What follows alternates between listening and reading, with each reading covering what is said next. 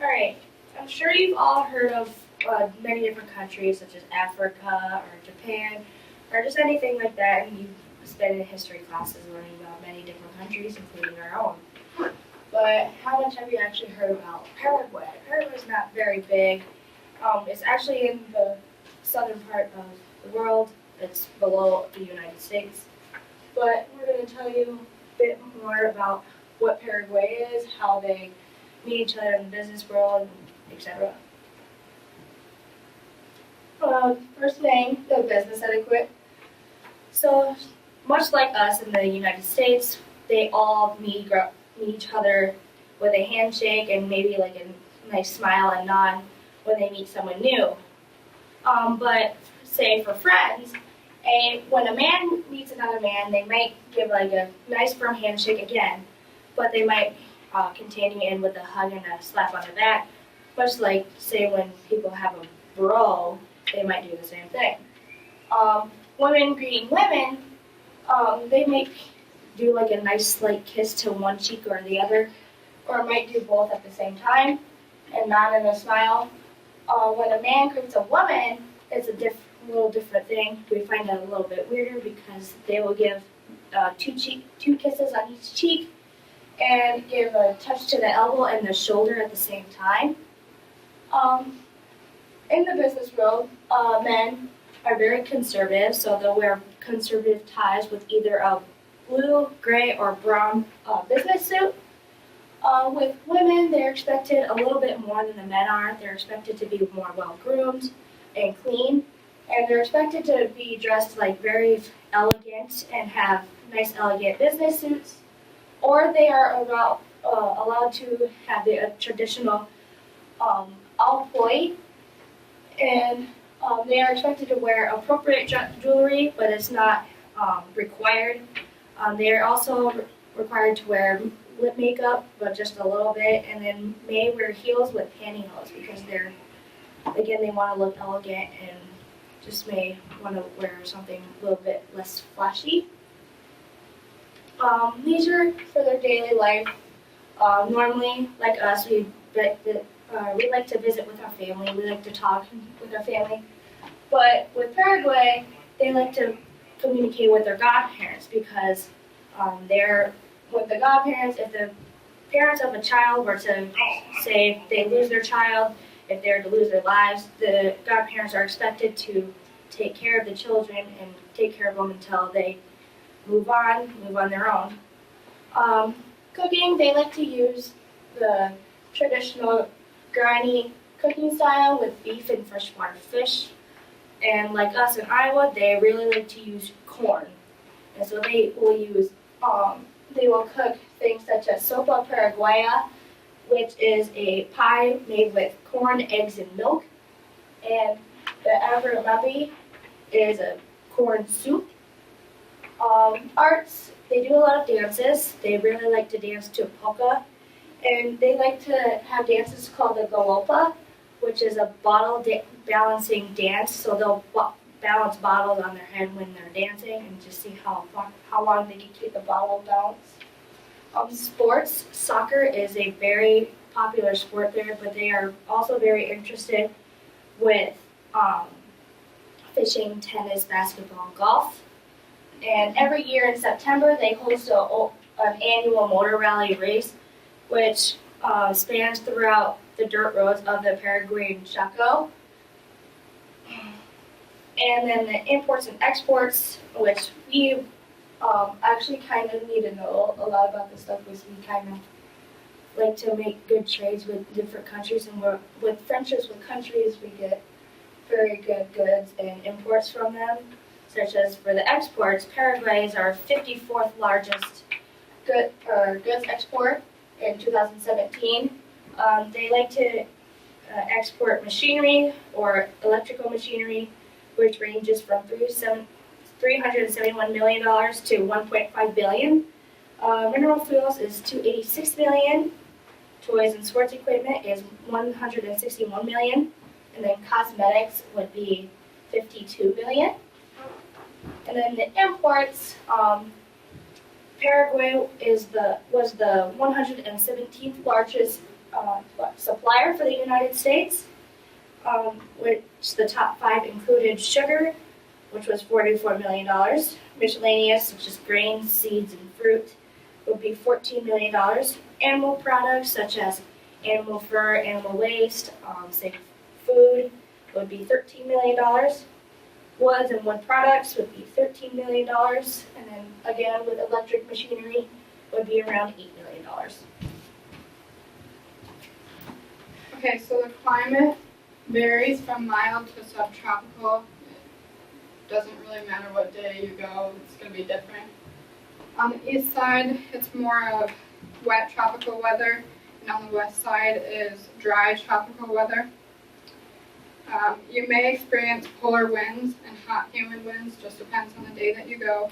And the best travel time that's suggested is October to March.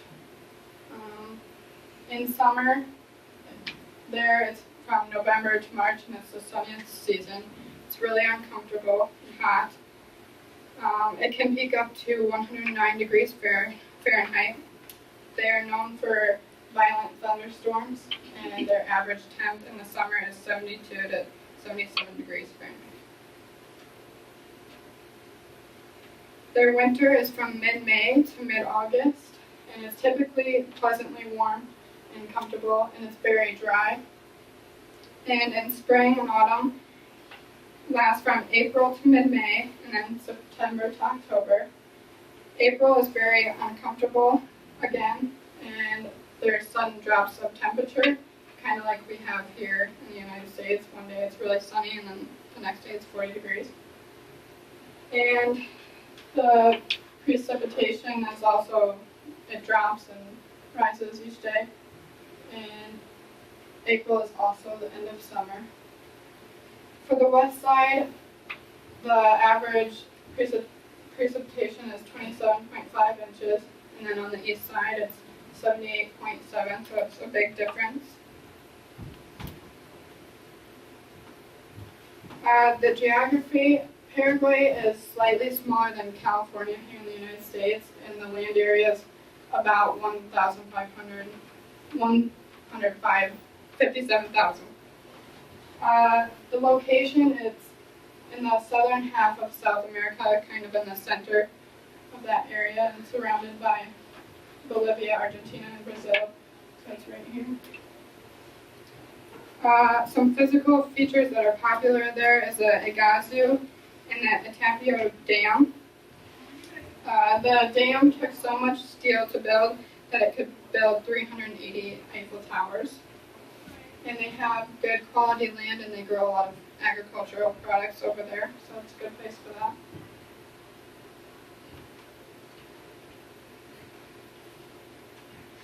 For entertainment, the sports, like Liz said, the common ones are volleyball and soccer.